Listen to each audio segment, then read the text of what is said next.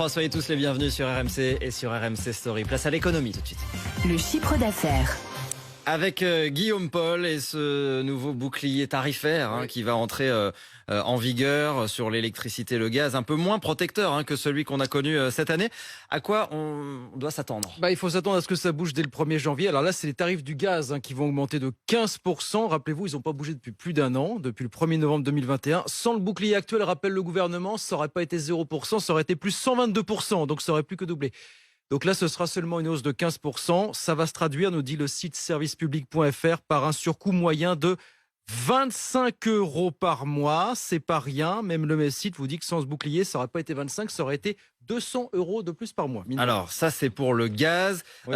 Pour l'électricité, la hausse, ce sera un peu plus tard. Là, ça sera pour le 1er février, hausse de 15% pareil. Ça va faire un surcoût moyen de 20 € par mois. Mais pareil, sans ce bouclier, ça aurait été 180 € par mois. Alors vous allez me dire, on aurait bien voulu bénéficier d'un peu plus de nos réacteurs nucléaires pour se chauffer à moindre frais.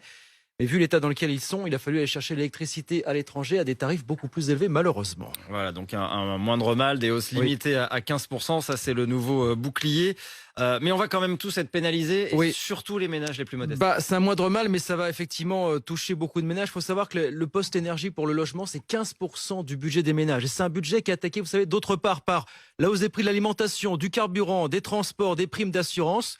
Toutes ces dépenses contraintes qui augmentent tout en même temps, alors que les salaires, on le sait, ne rattrapent pas l'inflation, ce qui pousse de plus en plus de ménages à faire des choix douloureux, comme celui de choisir entre manger ou se chauffer. Malheureusement, on en est là aujourd'hui. L'énergie et la voiture qui va coûter aussi de plus en plus cher. On en parlera avec mon invité juste après le journal de 7h30 à 7h40. Merci Guillaume Paul.